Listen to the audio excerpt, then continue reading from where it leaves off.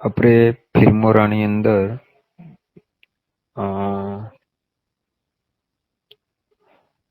સૌ 1 minute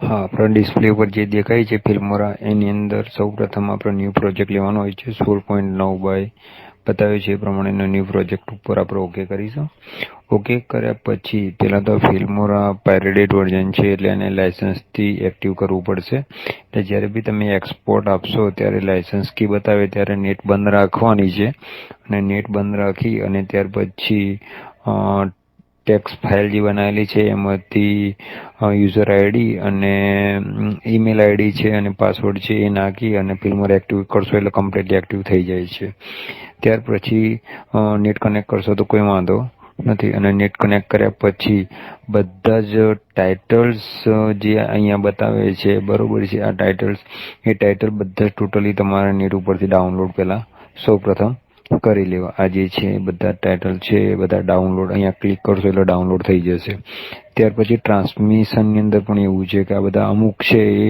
auto load છે અને અમુક તમારે લોડ કરવા પડશે અને ઇફેક્ટની અંદર પણ એવું છે કે તમારા ઇફેક્ટ પણ બધી અમુક ડાઉનલોડ કરવી પડશે ત્યાર પછી તમારે કોઈ બી ગીત હોય તો એના માટેનું પ્રથમ તમારે ટાઇટલ બનાવવાનું રહેશે હવે આપણે એક એક્ઝામ્પલ માટે એક ટાઇટલનું અહીંયા હું તમને બતાવું છું કે અહીંયા રીતે પહેલાં ટાઇટલ ઉપર ક્લિક કરશો એટલે અહીંયા ટાઇટલ બતાવી દેશે ટાઇટલ બતાવ્યા પછી ટાઇટલ છે ને એને 10 સેકન્ડની લંબાઈ આ રીતે અહીંયાથી પકડીને વધારી દેવાની એના ઉપર ડબલ ક્લિક કરવાનું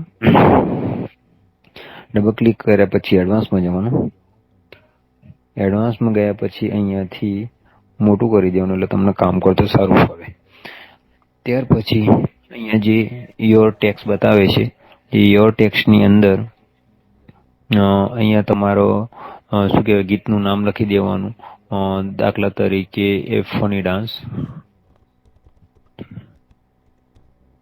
આ રીતે તમે ફની ડાન્સ લખી શકો છો ત્યાર પછી અહીંયા કોરિયોગ્રાફિક બાય કેડી પટેલ એ રીતે તમે તમારું નામ પણ એડ કરી શકો છો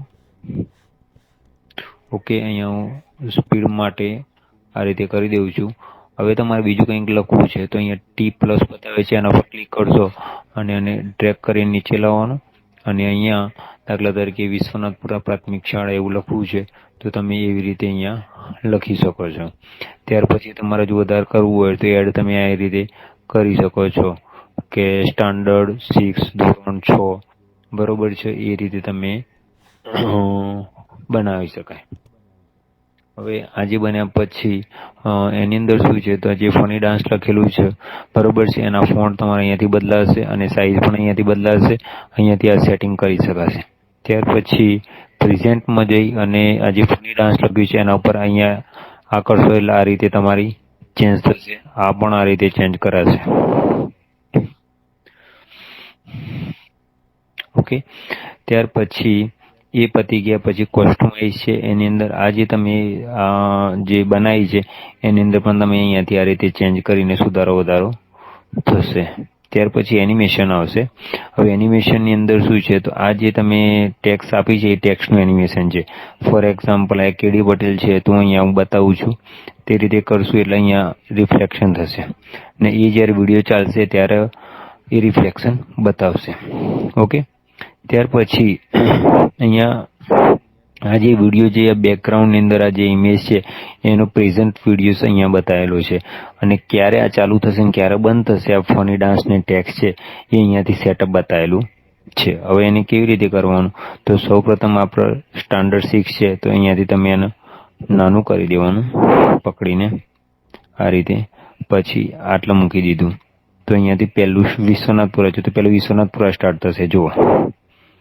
આવી ગયું છે વિશ્વનાથપુરા પહેલાંથી બરોબર છે તો વિશ્વનાથપુરાને આપણે પાછળથી કરવું છે તો અહીંયાથી પકડીને નાનું કરી દેવાનું પછી અહીંયાથી આમ ખસશો તો પહેલાં વિશ્વનાથપુરા નહીં ચાલતા પહેલાં સ્ટાન્ડર્ડ 6 લખેલું હશે તો સ્ટાન્ડર્ડ 6 ચાલુ થશે અહીંયા જોઈએ આપણે ફરીથી 5 સ્ટાન્ડર્ડ 6 એ રીતે અહીંયાથી સેટઅપ થશે, અહીંયાથી નાનું મોટું થશે, જેટલો સમય સુધી આ બધું વચ્ચે રહેશે ત્યાં સુધી બધા નામ ચાલુ રહેશે અને અહીંયા પૂરું થશે એમ બધા નામ નીકળી જશે. ઓકે કરી દેવાનું. ઓકે, તો આ રીતે તમારું ટાઇટલ તૈયાર થઈ જશે. આ ટાઇટલની અંદર ગીત એડ કરવા માટે અહીંયા મીડિયાની અંદર જવાનું, ઇમ્પોર્ટની અંદર જવાનું, ઇમ્પોર્ટ મીડિયાની અંદર જવાનું છે. ત્યાર પછી તમે જે જગ્યાએ સ્ટોરેજ ગીત કર્યા હોય બરોબર છે એ ગીતને તમારે અહીંયાથી સિલેક્ટ કરી લેવાના છે. ફોર એક્ઝામ્પલ અહીંયા હું આ બતાવું છું. 1 મિનિટ ચાલુ રાખજો.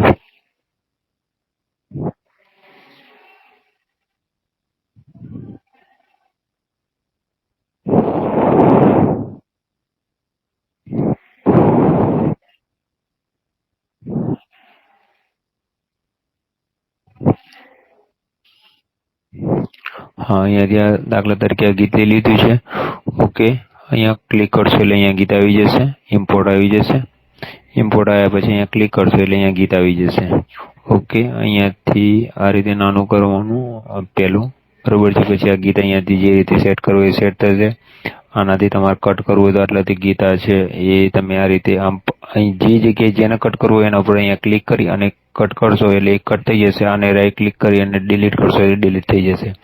અહીંયાથી તમે સાઉન્ડનો વધઘટ કરી શકશો. આ ટેમ્પ તમારું સાઉન્ડ વધારે થશે અને જ્યારે ગીત પૂરું થાય ત્યારે સાઉન્ડનો વોઇસ ડાઉન કરવા માટે આ જે વ્હાઇટ કલરની ડબ્બી દેખાય છે એને પકડી આ રીતે અને એને પછી આમ નીચે લાવશો અને પછી તમે ગીત પ્લે કરશો તો તમારો સાઉન્ડ છે વિડીયો પૂરો થતો એ સાઉન્ડ છે તમારું પૂરું થઈ જશે. ફોર એક્ઝામ્પલ અહીંયા એક આ વિડીયો જ છે, એ વિડીયોનું ટ્રાન્સમિશન છે એ અહીંયા પૂર્ણ કરવું હોય તો તમે આ એપ્લાય આપશો. એ આ છે એ આટલા રાખી અને પછી એપ્લાય આપવાનું છે. આ રીતે લોડ કરેલા નથી એટલે નથી બતાવતું. 1 મિનિટ.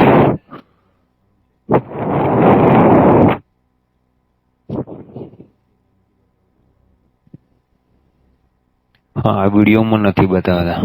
એના માટે તમારે શું કહેવાય તમારો વિડીયો જ નાખવો પડશે. ફોર એક્ઝામ્પલ વિડીયો તમારી જોડે કદાચ હોય, હા છે તો હું તમને એક્ઝામ્પલ માટે બતાવી દઉં. અહીંયા આવી ગયો, અહીંયા પ્લસ કરશો એટલે આવી ગયો વિડીયો. હવે આ વિડીયો છે, વિડીયોના સ્ટાર્ટિંગની અંદર વિડીયોને ખસેડવો હોય તો અહીંયાથી પકડીને નીચેથી ખસેડવાનો. ઓકે, અને ખસેડ્યા પછી આ વિડીયોની અંદર ઇફેક્ટ નાખવી હોય તો તમે આ રીતે અહીંયાથી પ્લસ માઇનસ શરૂઆતમાં પણ આવશે અને પછી પણ આવશે. વિડીયોની અંદર તમે પ્લે કરીને બતાવું તો જો આવી અને એ જે છે એ પૂરી થતા પણ આવશે. જો આવી. ઓકે, ગીતનો ઓડિયો અહીંયાથી ડાઉન કરી દેવાનો, નવો ઓડિયો નાખ્યો હોય અહીંયાથી એને સેટ કરી દેવાનો ઉપર નીચે ખસેડીને. પછી બોર્ડર તમારે નાખવી હોય તો તમે એની અંદર ઇફેક્ટની અંદર આવી અને આ છે પ્લસ કરી છે બરોબર છે, એને પકડીને અહીંયા આમ લાવી દેવાની. અહીંયા પકડીને આમ ટ્રેક કરીને અહીંયા મૂકી દીધી બરોબર છે. અને પછી આ રીતે ગોઠવ્યા પછી તમે વિડીયો પ્લે કરશો તેની વિડીયોમાં તમને ઇફેક્ટ મળશે. વિડીયોમાં ઇફેક્ટ આવે છે બોર્ડર ઉપરની, એ ઇફેક્ટ અહીંયા તમને જોવા મળશે. ત્યાર પછી એક્સપોર્ટ કરવાનું વિડીયોને. એક્સપોર્ટ કરતી પહેલા વિડીયો છે એ વચ્ચે ફાઇલ્સની અંદર જઈને સેવ પ્રોજેક્ટ કરી દેવાનો, એટલે જેટલું કામ કર્યું એટલું સેવ થઈ જાય. ત્યાર પછી ફાઇલને એક્સપોર્ટ કરીશું ને એક્સપોર્ટની અંદર શું કહેવાય કંઈ MP4ની અંદર તમે જ્યારે અહીંયા સેટિંગમાં આવશે ત્યારે અહીંયા ક્વોલિટી બેટર, બેસ્ટ ને ગુડ એમાં બેસ્ટ ક્વોલિટી કરી અને ઓકે કરી દેવાનું, એટલે તમારા વિડીયોની ક્વોલિટી સારી રહેશે. અને અહીંયાથી એક્સપોર્ટ કરી દેવાનું એટલે વિડીયો તમારો તૈયાર થઈ જશે. ઓકે.